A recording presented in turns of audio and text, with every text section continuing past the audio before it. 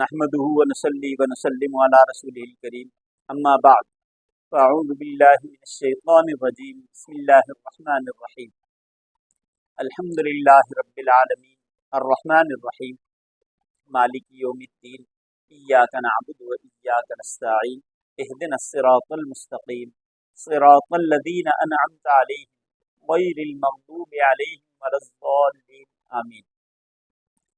صدق اللہ مولانا العظیم۔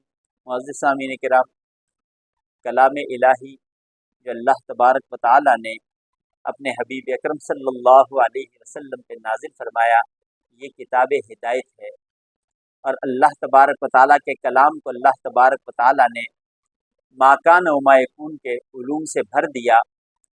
اس کے اندر اللہ نے شفا بھی رکھی ہے، اس کے اندر اللہ تبارک و تعالی نے ایک ضابطۂ حیات بھی رکھا ہے۔ قرآن کریم جو پڑھ لے، جو سمجھ لے، اس کی دنیا بھی کامیابی والی، اس کی آخرت بھی کامیابی والی۔ قرآن کریم کی بعض صورتیں اپنے اندر مختلف برکات رکھتی ہیں۔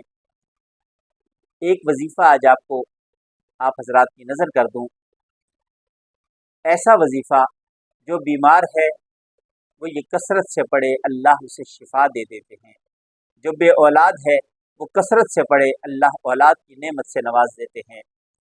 جو مالی مشکلات کا شکار ہے وہ کثرت سے پڑھے، اللہ تبارک و تعالی اسے مالی مشکلات سے نکال دیتے ہیں۔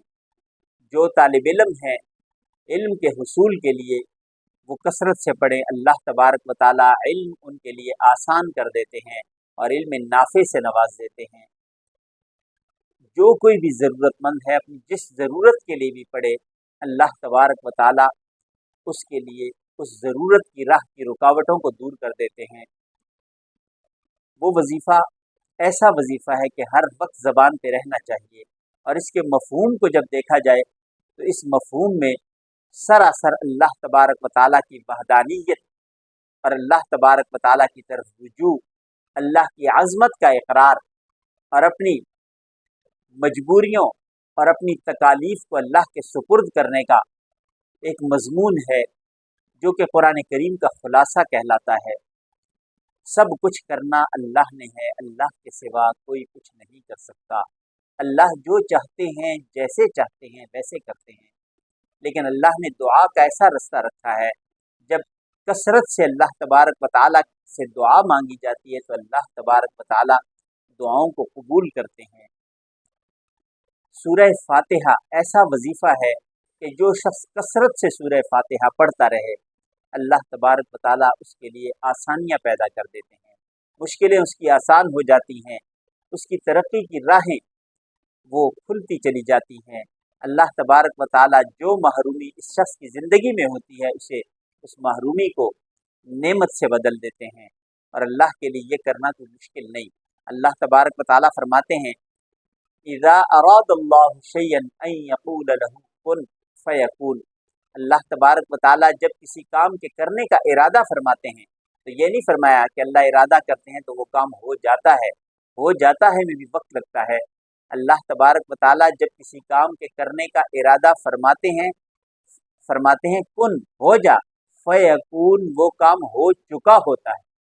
اللہ کے کن فرماتے ہی وہ کام ہو چکا ہوتا ہے، اس لیے کہ اس کائنات میں اللہ سے جلد کوئی سننے والا نہیں، اللہ سے جلد کوئی کرنے والا نہیں، اللہ سے پہلے کوئی کچھ نہیں کر سکتا۔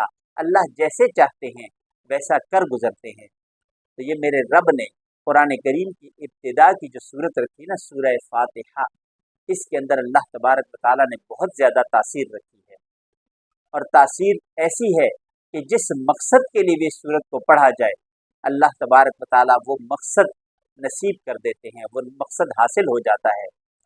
اس کے پڑھنے کے اوقات کیا ہیں؟ ہر وقت پڑھی جائے، ہر حاجت کے لیے پڑھی جائے، لیکن زیادہ افضل وقت جو ہے وہ صبح کا ہے۔ تہجد کے وقت سے لے کے طلوع فجر تک، اور طلوع فجر سے لے کے طلوع آفتاب تک، یہ جو اوقات ہیں نا، یہ بہت زیادہ قبولیت کے اوقات ہیں۔ اس وقت میں ان اوقات کے اندر جو دعا کی جاتی ہے، جو حاجت اللہ کے سامنے رکھی جاتی ہے، اللہ تبارک و تعالیٰ ان حاجات کو پورا کرتے ہیں۔ تہجد کا وقت تو ویسے بھی دعاؤں کی قبولیت کا وقت ہے۔ اس کے بعد پھر جب طلوع فجر ہو جاتی ہے، اس سے لے کے طلوع آفتاب تک کا یہ وقت اللہ تبارک و تعالیٰ کی طرف سے رزق کی تقسیم کا وقت ہے، نعمتوں کی تقسیم کا وقت ہے۔ جو اس وقت میں اللہ تبارک و تعالیٰ سے حاجت مانگتا ہے، اللہ سے دعا کرتا ہے، اللہ تبارک و تعالیٰ اسے عطا کرتے ہیں۔